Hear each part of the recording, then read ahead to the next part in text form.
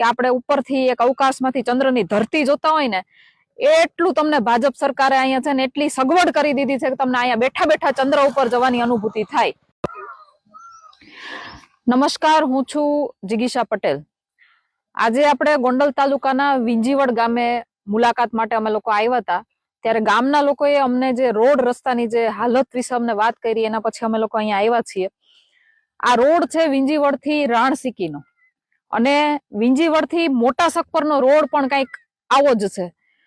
જાણે તમે ચંદ્ર ઉપર આવ્યા હોય ને એવી અનુભૂતિ થાય છે. તમે રોડની હાલત જોશો ને તો તમને એમ થશે કે આપણે ઉપરથી એક અવકાશમાંથી ચંદ્રની ધરતી જોતા હોય ને એટલું તમને ભાજપ સરકારે અહીંયા છે ને એટલી સગવડ કરી દીધી છે કે તમને અહીંયા બેઠા બેઠા ચંદ્ર ઉપર જવાની અનુભૂતિ થાય. એટલો મસ્ત રોડ છે. તમે રોડ જોઈ લો એકવાર. આ ખાડા બધા બતાવો. આ રોડ કમસે કમ 10 વર્ષ થયા નથી બન્યો, બરાબર છે ને? 10 વર્ષ થઈ જાય એટલી પરિસ્થિતિ ખરાબ છે. 11 વર્ષથી આ રોડ અહીંયા બન્યો નથી.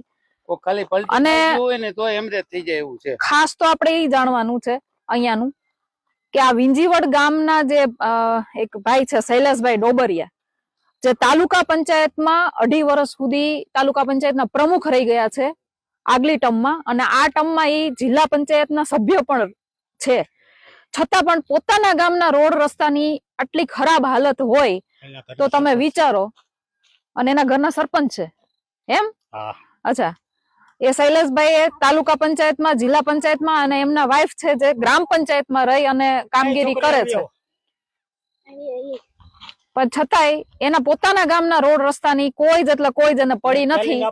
એ તમારા માટે બીજું શું કરી શકશે? એક તો રસ્તાની તકલીફ, અમારે ગ્રાઉન્ડ બહુ દૂર છે, અમે જાવું કેમ અમારે દોડવા? તમે તૈયારી કરો? આની ઉપર અમે પોલીસની તૈયારી અત્યારે કરી છે. અમારે દોડવું કેમ? અમે જો તમે રસ્તાની હાલત જો, અમારે દોડવું કેમ? આમાં હજી અમારે અમદાવાદ ગ્રાઉન્ડે પોગવાનું છે. આમાં પોગવું કઈ રીતે અમારે? હજી આમાં અમારથી નથી દોડે તો ત્યાં કેમ દોડવું? અને કમસે કમ કેટલા વર્ષ થયા છે? આના કમસે કમ 15 વર્ષ જેવું તો થઈ જ ગયું છે. અમારે આ રોજ આ રસ્તામાં અમારે ભણવા જવાનું બધી રીતે, અને વાહને મળતા તો કેવી રીતના કરવું ભેગું? બસ ના એમાંથી તકલીફ થાય છે. આ રોજ રસ્તા નથી. બસ વાળા એમ જ કે એક બસ આવે છે ઈ બંધ કરાવી દેવું, તો પછી આ ગામમાં અમારે કરવાનું હું બધા? એમ બસ વાળા શું કામ એવું કે છે? બસ વાળા એટલે કે રસ્તો તમારો ખરાબ છે, એક બસ આવે છે ઈ બંધ થઈ જાય. હવે બોલો.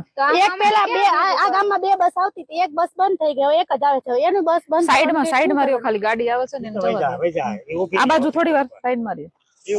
હા, કઈ વાંધો નહીં. એટલે વાત સાચી છે. એટલે જરાક આ તમે બધા ઓલું કહેવાય છે ને કે વિકાસ ગાંડો થયો. ભારતીય જનતા પાર્ટીનો વિકાસ ગાંડો થયો. આ વર્ષે એનું નવું સૂત્ર હોવું જોઈએ કે ભારતીય જનતા પાર્ટીનો વિકાસ ખાડે ગયો.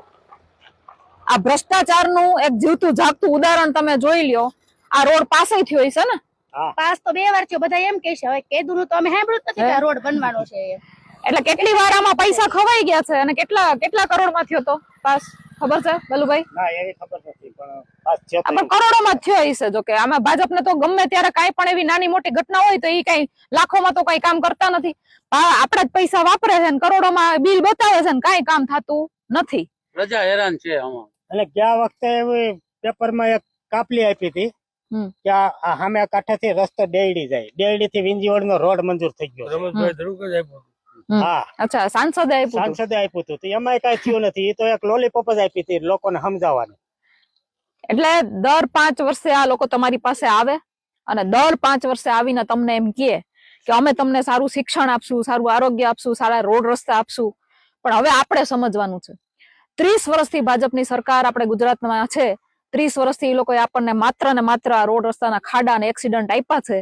એટલે આપણે સમજવાનું છે. આ વખતે એ લોકો તમારી પાસે આવીને એમ કહે કે અમે તમને સારા રોડ રસ્તા આપશું, તો પેલા એને છે ને કોલર પકડીને રસ્તા ઉપર લઈ આવજો અને કહેજો કે 30 વર્ષથી આ પૈસા ક્યાં નાખ્યા. આ સવાલ તમારે પૂછવો પડશે. હવે આ પબ્લિક ને જાગૃત થવાની જરૂર છે. ખાસ 100% પબ્લિક જાગૃત થશે. સત્તા પબ્લિક ના હાથમાં છે, અને પબ્લિક ધારે તો સરકાર બનાવી પણ શકે ને સરકાર ગિરાવી પણ શકે. અને જે કરવું એ સરકાર ને પણ અમારો રસ્તો સારો કરી દો. કેમ કે અમારે રનિંગ નું હમણાં 19 તારીખે મારે ગ્રાઉન્ડ છે, આવે 19 તારીખે. તો મારે કેમ જવું?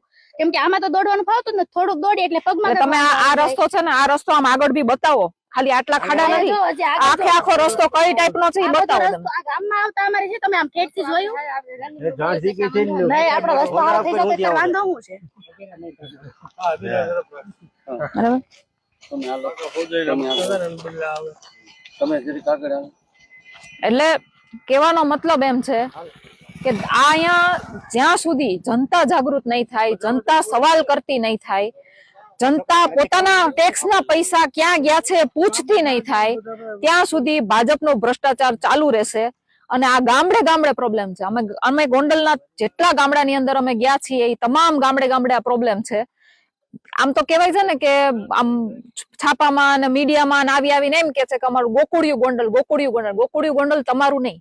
ભગવતસિંહજી મહારાજે જે ગોકુળિયું ગોંડલ બનાવ્યું હતું, કેશુબાપાની સરકારમાં જે ગામડાઓને ગોકુળિયા બનાવવામાં આવ્યા હતા, એ પછી જયારે તમારા હાથમાં આવ્યું ત્યારે આ ગામડાઓની હાલત બહુ ખરાબ કરી દીધી છે. તમે ભયંકર ખરાબ કરી દીધી છે. એટલી હદે લોકો છે ને કહેવાય ને કે એના મૂળભૂત જે અધિકારો, હું વારે વારે કહું છું કે તમે તમારા મૂળભૂત અધિકારો ભોગવવા માટે પણ હવે કહેવાય ને કે ભીખ માંગવી પડે ને એવી પરિસ્થિતિમાં છું. હવે જાગો પબ્લિક, હવે જાગો. આ મામ થઈ ગયું.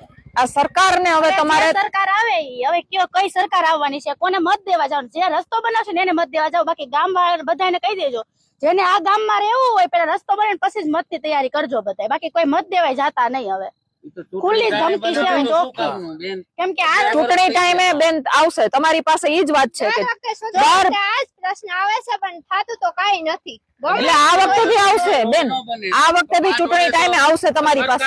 કેન્દ્રમાંથી મંજૂરી છે 5 વર્ષે રોડ બનાવવા. આ વખતે બી ચૂંટણી ટાઈમે આવશે તમારી પાસે. પાછા કહેશે કે તમે ભાજપને વોટ આપો, અમે તમારા રસ્તા બનાવી દે. હવે તો પેલા છે ને રસ્તો બને ને પછી જ વોટ આપવામાં આવશે. પણ ઈ બેન ઈ જ વાત છે કે પેલા છે ને આવશે તમારી પાસે. અહીંયા એકાદા 2 ટ્રેક્ટર નાખી દે, રોજ તો તમારો હારો કરી દે. હજી વરસ નહીં થાય ને તો રસ્તો અહીંથી ખરાબ થઈ જાય, અહીંથી તમારા ડામર નહીં રહે. બરાબર? એટલે આ વખતે જનતાને જાગૃત થઈને ભાજપને ભગાડવાની જરૂર છે. અમારું તો કઈ સારું થતું નથી ગામ વાળાનું. બધા હેરાન છે. એક ગામમાં એક બસ આવે, આ રસ્તો આવો ખરાબ, આમાં અમારે કરવાનું શું બધાને નથી. બધા ગામ જાવ તો ગેટ બધું સારું છે. આપણે ગામમાં તમે જો તો ગંદકી એટલી છે. તો આ મત આપવાનું મતલબ શું બધું?